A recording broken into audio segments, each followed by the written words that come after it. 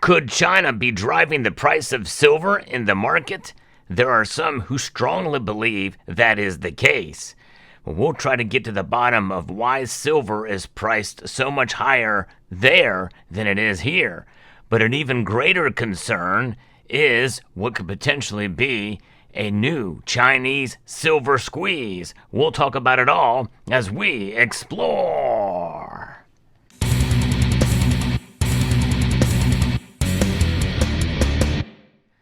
Silver's price has been priced very differently in the East than it is the West. I've actually covered this topic and been following it fairly closely for a while now on the channel. Mainly data that is coming from an ex-poster called Oriental Ghost, who's been reporting on this, and I applaud his work. It's been an amazing thing to see as the market is different in the East than it is the West, and that is reflecting in the price differential. And why is this? Well, it becomes somewhat of a mystery. You know, the silver market in general is quite complex, and I don't think many of us completely fully can grasp, what drives the price movements from one place to another geographically, but also in terms of how spot price is reported as well. In fact, you go to any bullion dealer website, you will see different numbers for depending on the bullion dealer. Almost all of them higher, which gives them higher spreads and higher profit margins because they are taking into account options and futures prices and the like. And to me, it's somewhat disingenuous when bullion dealers do that. However, we're talking about a much higher silver price at the tune of $32 an ounce as being reported in China right now. That's the latest numbers, about $32 an ounce, a little bit shy of that. But, I'm looking through some of those postings there, and I've come to realize that, really there's probably a simpler explanation to that than what we think. It accounts for, and I don't understand why it does, but it accounts for a value-added tax in the Shanghai Gold Exchange when they do those numbers. I mean, you have to do some calculations to get to the ounce numbers because it's priced by the kilo.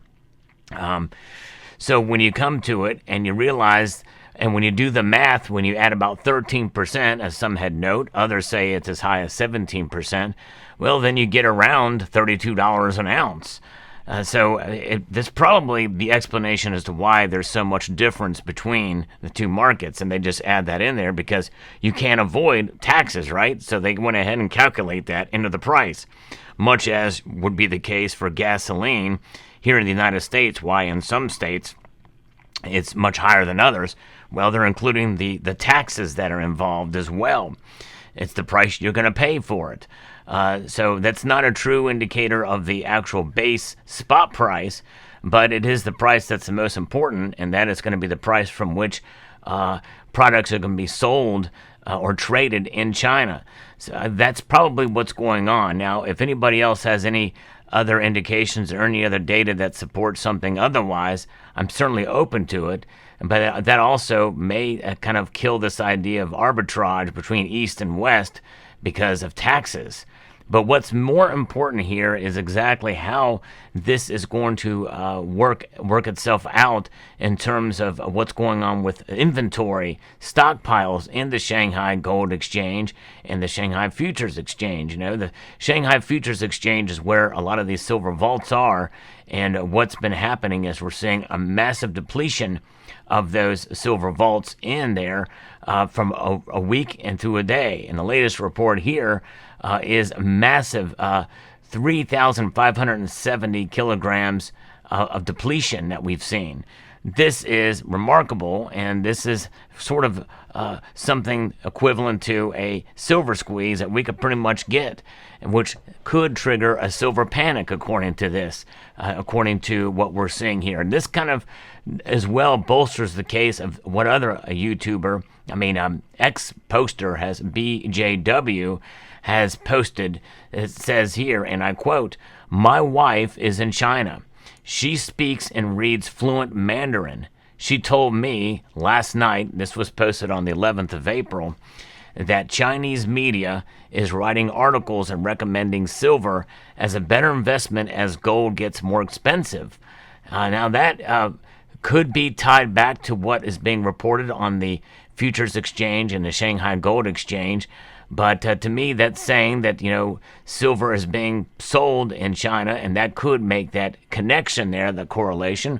Although when you think about it, these number of ounces that are actually physically being depleted, is it just that they're being marked for, warranted, registered? I don't know how it works over there, Shanghai Gold Exchange or the Futures Exchange, which I think is really the physical market there in China. But how is that being allocated? Are these 1,000-ounce bars, assuming that is the size of the contracts and units of 1,000-ounce bars, are being taken out, chopped up, put into products such as silver bars, rounds of consumable size for the general public there? I don't know. It'd be a very interesting case study to see exactly how that's being done, because I've not been able to find any other stories, actual news stories from even Chinese sources that indicate that this is actually happening and going on. We really don't know for sure. Essentially, this is hearsay from somebody on X. It's gotten a lot of attention. Even another larger channel has reported on this. And so it doesn't mean it's not true, but it is, for all intents and purposes, anecdotal. So it's tough to say really for sure exactly what's happening there and to what degree we're going to see that kind of movement with silver prices and with the silver market in China. But if we do see a squeeze there, then very well we could see prices spike up. An actual true arbitrage situation could make its way, and especially with the spread between East and West markets, where China already is pretty much kind of taking the lead, at least to some extent, with gold prices. And we're seeing kind of sort of the same type of deal happening there. But China is the largest producer of gold, miner of gold, and the largest consumer of gold. So essentially they are, in a sense, in control of the market there. Now, you and I, when we buy silver, we buy it mostly in physical form. But it's really the least convenient way to buy and to store, by the way, silver. I just saw another channel who bought almost $100,000 worth of silver. And this guy is a former Marine. And let me tell you, he was struggling. He was admittedly sweating just opening up the boxes of silver that he bought. Almost $100,000 worth, of course, over 3 ounces of gold in that as well, too. But there is something to say about having that much physical on hand and getting, and where you're going to go with it. If you need to bug out, if you need to liquidate it and that type of thing. So there is a thing about having that much silver on hand and storing it. This is one of the reasons why central banks, by the way, don't store silver. They don't store silver because it's not worth it to store it. Just the space it takes up for the price and the volatility of the price. You think about it, if you have a couple million ounces in store in your central bank, or a couple hundred, 1,000 tons of it, well, that's the cost just to store it may not be worth it. Where the exact opposite of true is the case for gold. That's why these central banks are buying gold, not really caring a whole lot about the price, and because it provides such a small amount of space for a big value indeed, even if it's $1,000 less than where it is right now.